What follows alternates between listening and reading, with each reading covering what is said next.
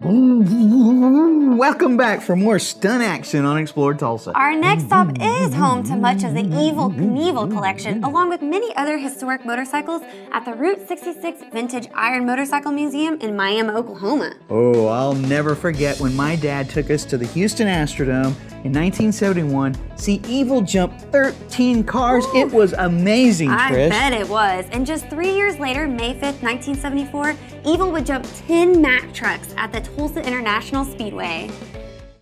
Tony, one of his big things, he'll come in and look at the helmet wall and he said, we need more helmets. And the helmet wall is as big as it gets.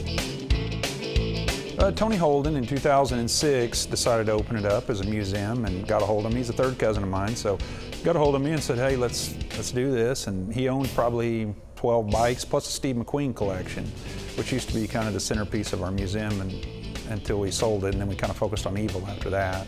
But he wanted to do something for the town. He's originally from Miami and lives based out of Tulsa now, but he wanted to do something for our town. He had probably 10 or 12 bikes plus a Steve McQueen collection, and that was in May of 2006 is when we opened. But he kind of was displaying them in the front showroom to the public, but the public couldn't come in. But then in May of 06, we actually opened it up where the public could come in and see it, and then we put a store with it. The British bikes are awesome. I mean, that's the Triumphs and stuff like that's always been a focus, but really just anything with a good story and with it. We've got the one behind you is a Yamaha street tracker. It was jumped in the 1960s or 70s by Johnny Cowboy Hall. He was actually from Tulsa. He was out jumping around on it, but it was a 650 compared to what Evil was jumping 750s. But he set 3 world records with that bike. And then we got a 1917 Harley. It was found in a field down by Bernice and restored. Mr. Shin's bike is what it's called. It's got a pretty neat, unique, long story with it. And we have the original sidecar that came with it, and the sidecar's not been restored. It's still rusted and old. So, but yeah, we got several.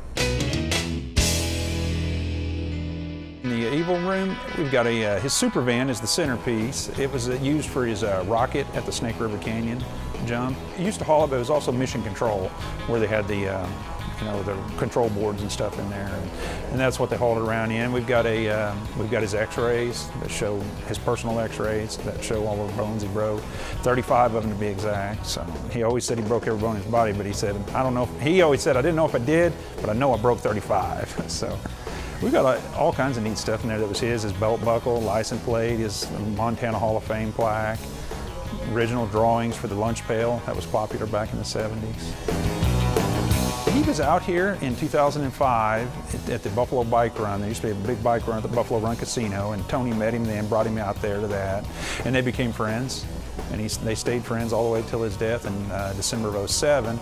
And then after that, Tony started acquiring most of the stuff in the family.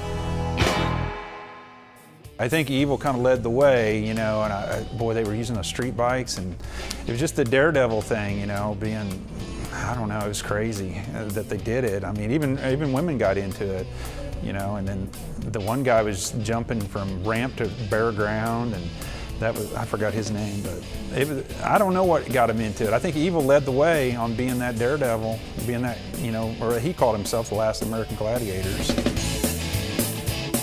Well, we started small. We only had the few bikes in the McQueen collection, and then we kind of got more into the memorabilia, because we didn't really start out with all the memorabilia you see in here. And we kind of wanted to tell the stories a little more with the memorabilia, like the helmet wall, which we have over 100 helmets on that wall, which shows the evolution of the helmet from early, turn of the century all the way till present day, really. I mean, so we wanted to tell the story with the photos and all the memorabilia that we have throughout the museum, and that's kind of how it got set up. And then the gas station, and kind of, what you would have seen in the 1950s, riding your bike down a dirt road, pull over and get gas. We're always interested in more vintage bikes. They're just getting harder and harder to find. I think we're definitely wanting more of those. Anything from the 30s, 40s, especially Indians. Indians are great, and Harleys too, but we're always interested in that.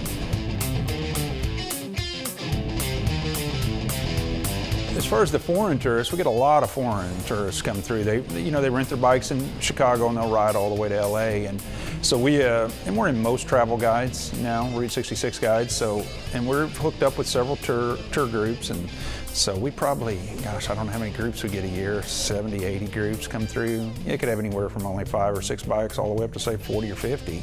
So we get some big ones. And the local, we're loved here in town that I know of. I mean, it seems like everybody knows us. Everybody knows where to send people when they're looking for even just Route 66 collectibles.